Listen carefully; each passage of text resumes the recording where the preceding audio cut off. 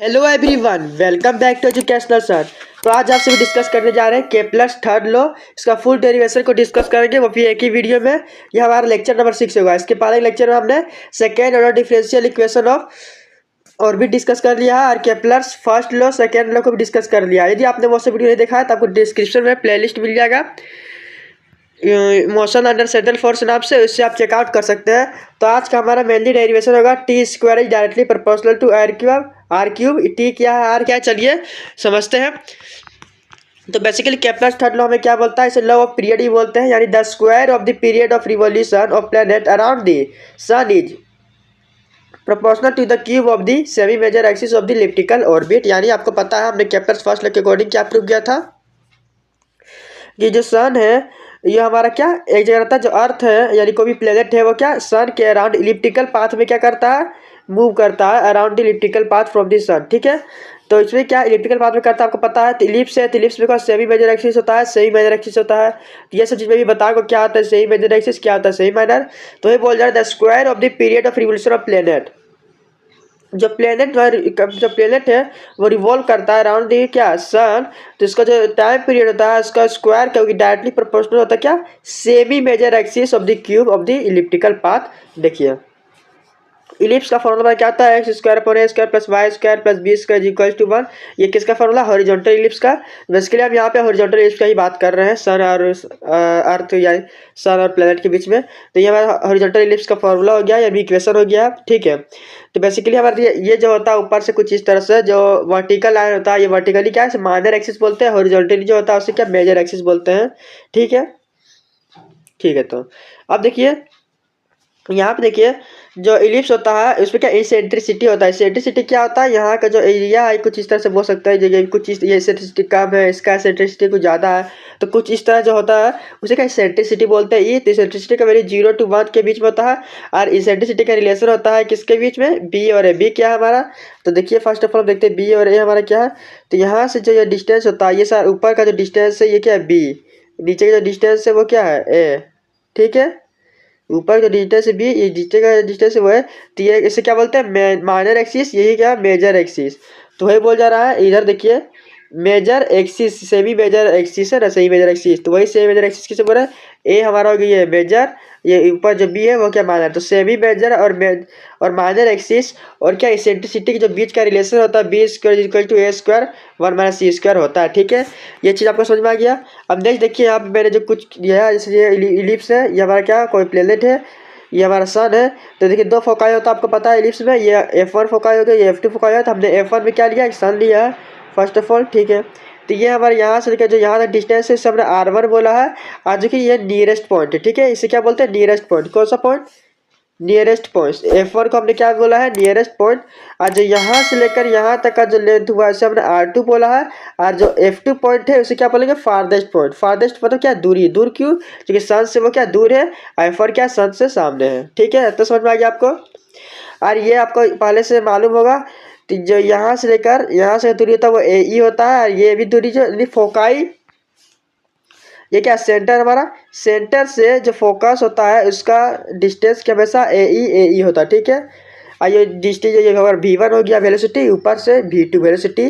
ठीक है, तो बेसिकली ये जो यहाँ से लेकर ये पूरा लेंथ होता है A, यहाँ से लेकर यहाँ तक पूरा लेंथ होता है A। ठीक है, ये जो यहाँ से यहाँ तक का लेंथ होता है A, ये भी लेंथ क्या है A, और ये लेंथ होता है B, और यहाँ से लेकर यहाँ तक लेंथ होता है B। ये सब आप पहले भी पढ़ चुके हैं इसे इलिप्स वाले conic section chapter class 11th में। ठीक है, तो बेसिकली एक रिलेशन होता है R1 का फॉर्मूला हो जाता है R1। देखिए हमने कहाँ से फाइंड आउट किया, R1 क्या फाइंड आउट करना क्या होगा, ये पूरा लेंथ क्या है A है, ये लेंथ A ही है। तो आपको R1 चाहिए तो R1 क्या A में से माइनस करना होगा, इस पूरे में से कैसे हटाना पड़ेगा, इसे हटा देंगे क्या हमें ये मिल जाएगा इतना डिस्टेंस।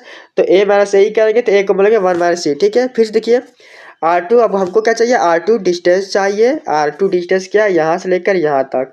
तो आपको पता है यहाँ से लेकर यहाँ तक का डिस्टेंस A है, और यहाँ से लेकर यहाँ तक का डिस्टेंस क्या है AE है। तो A प्लस AE करेंगे तो R2 मिल जाएगा आपको। तो यहाँ से A का मोल लेंगे तो 1 प्लस C हो गया।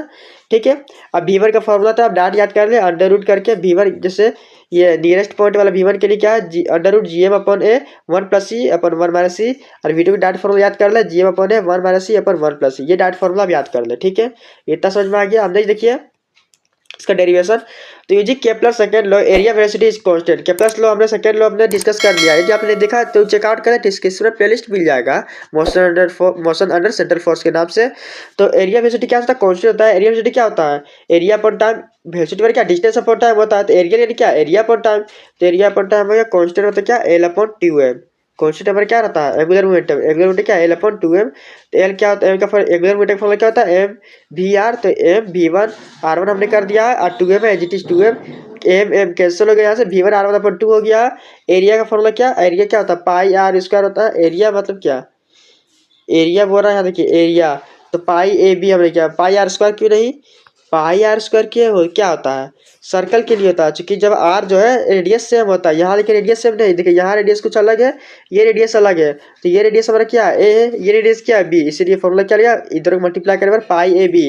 और यहाँ देखिए रेडियस सेम होता है, ये भी रेडियस सेम, ये भी रेडियस सेम है, सारे का डिस्टेंस क्या है, सेम है। इसीलिए आर को दो बार लिखते तो पाई आर इंटू आर, यानी पाई आर स्क्वायर होता है सर्कल का। यहाँ पाई ए बी हमारा क्या हो गया, इलिप्स का एरिया।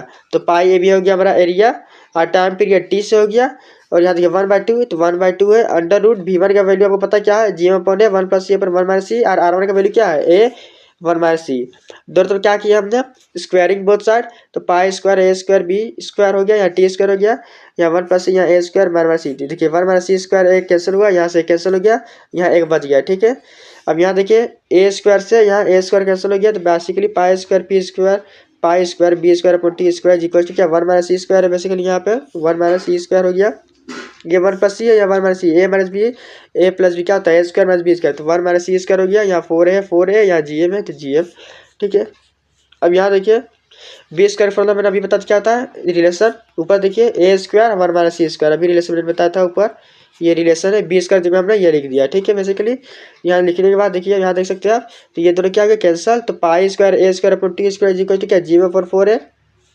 अब यहाँ से ए स्क्वायर इस साइड भेजेंगे तो t square equal to 4 pi square upon G M एक ही हो गया। तो आप देख सकते हैं 4 पाई स्क्वायर जी एम क्या है, हमारा पूरा तरह कांस्टेंट है। कैपिटल जी क्या हो गया, ग्रेविटेशनल फोर्स हो गया कांस्टेंट। कैपिटल हमारा मास हो गया, ये भी कांस्टेंट है, 4 पाई स्क्वायर और कांस्टेंट, यानी t square directly proportional to एक ही हो गया, हैंस प्रूव्ड। तो आपको यही हमारा प्रूव करना था केप्लर थर्ड लॉ।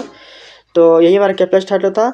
तो वीडियो अच्छी लगी लाइक करें, शेयर करें। चैनल में पहली बार आए हैं तो चैनल को सब्सक्राइब करना ना भूलें। मिलते हैं अगले नेक्स्ट वीडियो के साथ। So thanks for watching this video.